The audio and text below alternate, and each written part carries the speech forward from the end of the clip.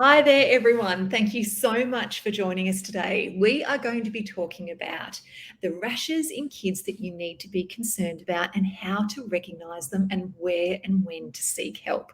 My name is Sarah Hunstead. I'm a paediatric nurse, a mum of two, and also the founder of CPR Kids. And I'm joined by the fabulous paediatrician, Dr. Deb Levy, today. And we are coming to you from Gadigal and Bidjigal land today.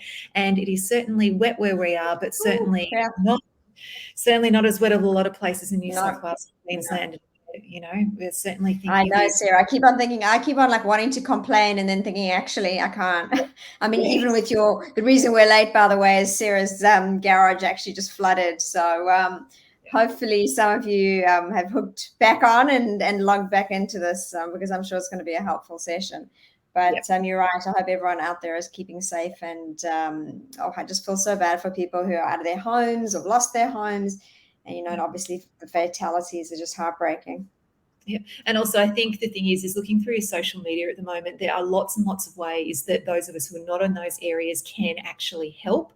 And one of the big things that I'm seeing is that it's not helpful just to send our spare stuff and everything randomly. It needs to be a lot more coordinated than that. So have a look through your socials, go to different charity websites. There are lots of ways that you can actually help. So just spend a little bit of time seeking that out and you'll find really good and effective ways to do so. Okay. Absolutely. Okay, so shall we dive into our session today? Dangerous rashes. Okay, I'm pulling my sleeves up for this one. Exactly. And I'm going to apologize exactly as I did last week. I'm now in my office with two dogs, so there might be a little bit of noise. It's all right. We work with kids and adults. Good thing. Okay, so I think, we haven't even introduced ourselves. So we're here with the wonderful Sarah, who usually introduces me. So I'm going to do the job of introducing her today. Oh, thanks. Go for it. So the wonderful Sarah Hunstead, who is the founder of CPR Kids. And if you guys haven't taken one of her courses, you really ought to be. CPR, basic first aid, is so essential for every single parent and caregiver. But anyway, there's a little plug for you, Sarah. But no, honestly, Sarah and I have worked together for many, many years, back at the children's hospitals. And it's just so wonderful to continue our relationship in this format, because I know that both of us really love educating parents and caregivers and, really just cutting through all the noise out there, cutting through, the Dr. Google rubbish and really just giving you what you need to know in order to help your children. So my name is Dr. Deb. I'm a holistic pediatrician and we're both mama of two girls. And Sarah usually has some stories to share with us. So let's see, but hopefully not today because no one wants one of these kind of rashes. I do. But, oh no. Okay. So I think the two main rashes, I mean, look, Sarah and I were chatting about this before, and I kind of said, look, there's so many rashes that to me as a pediatrician make me go, oh, something's going on. I'm worried about this. There could be something serious. But really, that's just like, down the rabbit hole, and it just becomes too technical. So really what I wanted to do here is give you the skills to know which kind of rash you should be calling an ambulance for. And then the rest of the rashes are not up to you to diagnose. Even these ones aren't. It's just for you to be able to hopefully upskill yourself in recognizing them and knowing when to call for help. Yep, exactly. Should we screen share, Sarah, so then I can just show? Yes, you go for it, Deb. Okay. Yep. It might take a little bit, but I think just highlighting what Deb was saying there, that you don't need to diagnose what's going on. And when I do tell my story, that will definitely be a big part of just recognizing, and it just highlights the fact that you just need to recognize this. If you recognize it and seek help, that's the important part. Okay, there we go. Right. We've got this up now. Fantastic. Okay. So as I've said here, it's what you need to know and when you need to worry. So the two main types of rashes that I'm going to cover here are, firstly, the allergic type rash. And all I'm going to do is show you a couple of images because really Sarah and I chatted about this last week. So maybe, Sarah, we can just link to that session in the comments below. And please go and have a look at that video that we did. So this is an urticarial rash on a lighter skin and on a darker skin, indicating allergy. I'm not implying that all urticarial rashes are an emergency. It's just a part of what could evolve into an emergency situation, i.e. anaphylaxis or a serious reaction. So please go ahead and listen to that talk. And that's also, again, just part of allergies. You'll see these exact images there with a lot more description. So I guess the most important rash that I wanted to show you is this one here. And you know, most of us have heard of, you know, and you know, comment below if you're confused with this terminology, but the difference between a blanching and a non-blanching rash. And essentially what that means for us is whether or not the rash fades when we press on it. If it does not fade, that is a more concerning rash. That is what we are then starting to call petechiae or purpura. And what that usually indicates is bleeding under the skin, or inflammation of the vessels, or septicemia. And it's the septicemia that really is, you know, the emergency part of this rash and this dangerous rash. You may have heard of things like meningococcal or pneumococcal, and you know, there certainly are other bacteria that can cause septicemia with these kind of rashes, and it can evolve very, very quickly if it in fact is. So I'll just show you this little video that is from PR Rapid, but I just thought it illustrated it really well. And can you see how that does not go away? Mm-hmm. Sarah, are you seeing that nicely? And you can Great. either use your finger or a glass. And essentially what that does is it just, sorry, I'm just trying to get out of YouTube now. Oh, is it not working? Sorry, guys. That was a fantastic. Sure. Yeah. So let me just go back onto this. And this is what it looks like, you know, when you're actually just looking at it and not pressing on it. So you can see here, it's red, it's dark, varying sizes as well. And you can see here on the lower limbs, this is just on the trunk. And, you know, really that is what we call either petechia or purpura, depending on the size. So I'm just going to go on to the next slide, and then I'll flick off the presentation. We can chat a bit more about it.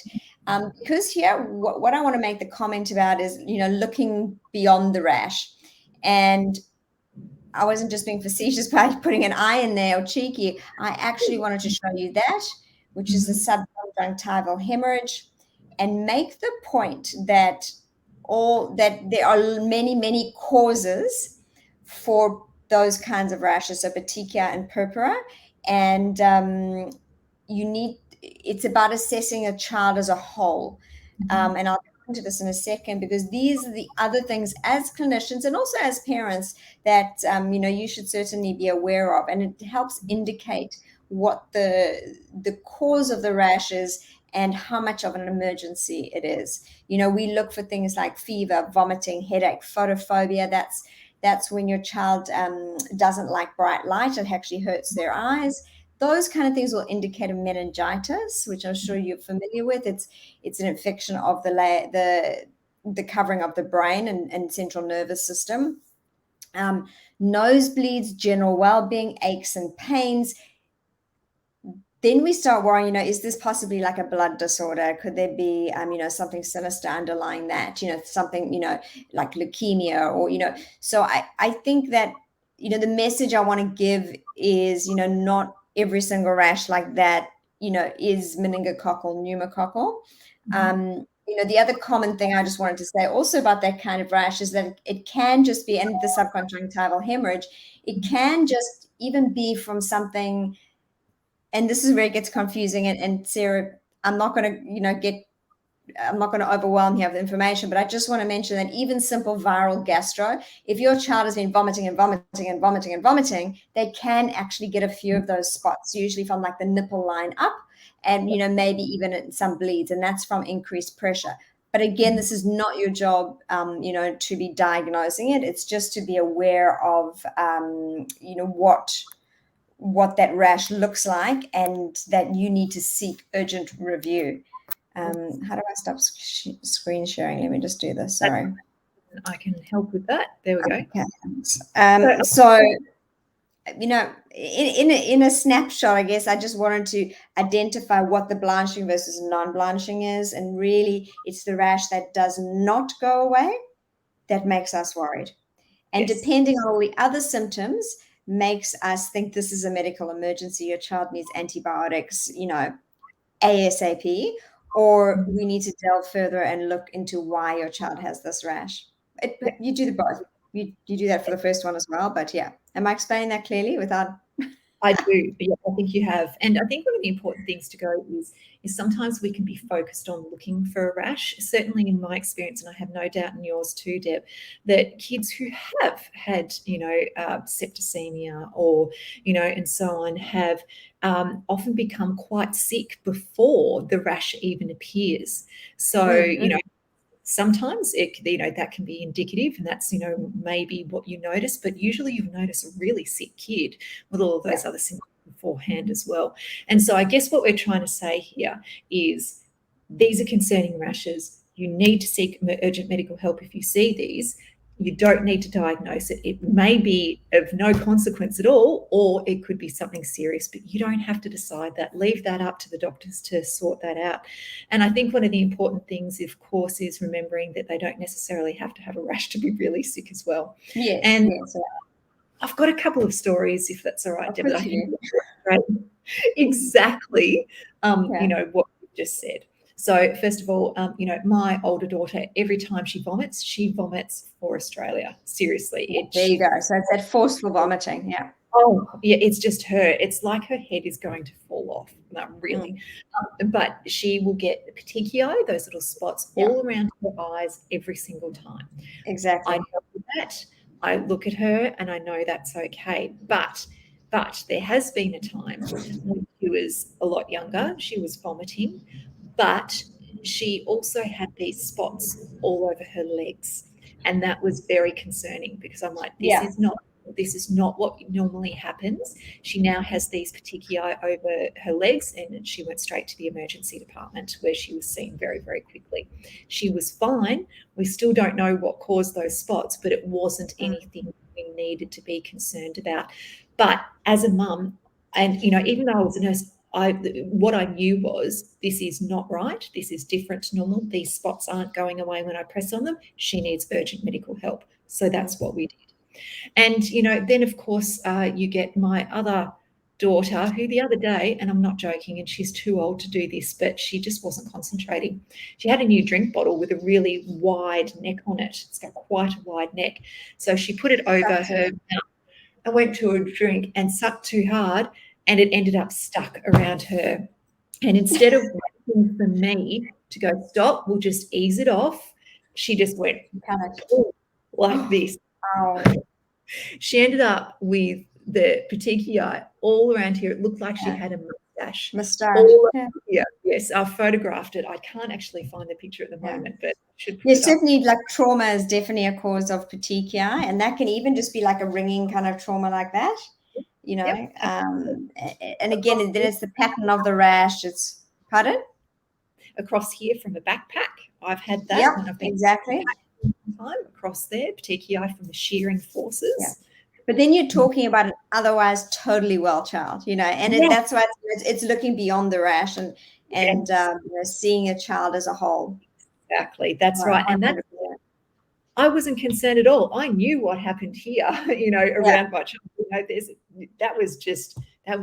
silly. That Yeah, wasn't and it. we all allowed a couple is the way that I look at it. We all allowed a couple of petechiae. We probably all got it ourselves Yeah, if you really, really looked. But yeah, it's got to do with with the big picture. And I think certainly, you know, um, I always think err on the side of caution. It's a little bit different, obviously, for Sarah and I, because we're professionals and we've got that knowledge in our heads. But I just think that if you see this rash, it's non-blanching. yeah. Talk to someone about it, and by Absolutely. someone I mean a health professional. Yes, absolutely. So whether, if they are obviously unwell with that, then you're seeking more emergent help. Yeah, But if they are looking reasonably well, you're not too concerned, but they might have a few spots. Why not even call Health Direct?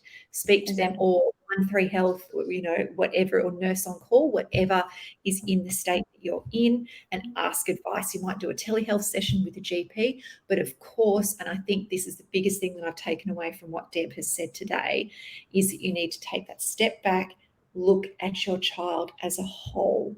So, and remember, they can still be sick without a rash. They can be not sick with a rash. Let doctors decide. Just to keep us on our toes. Exactly. That's exactly right. Yes. Very good. Anything else you I'm want happy to talk to take about? any questions if anyone's managed to stay on for this live and has some questions. Sorry, my dog's going a bit crazy here. Excellent. Oh, we'd love to see the puppy. Can we see the puppy, the new puppy? Yeah, sure. The 10-kilogram big dog's a bit heavy for me to pick up, but I'll pick up my puppy. Yeah, would show us the puppy, Deb. And of course, everybody who's watching at the moment, please tag anyone in the comments below who you think needs this good information. Oh, look at her. She's gorgeous. Is she She's a bit of cheeky? a fluffball. Sorry? Yeah. Is she cheeky? Oh, yeah, she's a cheeky one. Oh, she's gorgeous. That's so sweet, though. Yeah. Oh, yeah. How could you not just melt when you look at her? I know, right? Yeah, exactly. Of course, the other thing that we want to is that please let us know what you would like us to do. Okay, so please make sure that you post in the comments or DM us. That's probably a better way, because if you're watching this a week later, we're not going to see in the comments if you've asked us for something. So please DM us. Jump on Deb's Instagram as well, and also the CPR Kids Instagram. Message us through there. We would be absolutely delighted to bring you the information that you want. So thank you so much for joining us today, Deb. I don't think they've. Oh, hang on. We do have like a little teddy bear, Melissa. I agree. And Natalie has said, just wanted to say thank you. I only just learned about these different rashes recently. Great to have it explained. The cute puppy. Good. I hope it's been really helpful, Natalie. Definitely helpful. And yes, isn't she gorgeous? Little Miss Lulu, her debut. Yeah, exactly. Yeah. Lulu might have to become a fixture on here now. What do you think? I think Millie's better behaved, or Molly. Yes, exactly. Your dog, Molly. Molly's just laying down here, so there we go. I know, all good. So thanks everyone. And I think next week, are we doing? I will tell you exactly what we're doing next week. We are talking about burns first aid. So we're going to be talking about prevention, recognition, and response to burns in kids, and also things to put in your first aid kits for burns that you might have never thought of that are really, really handy too. So make sure you tune in and watch. And if you can't watch, then you can watch it on our pages at any time. Okay. Thanks for joining, everyone. See you later. Bye.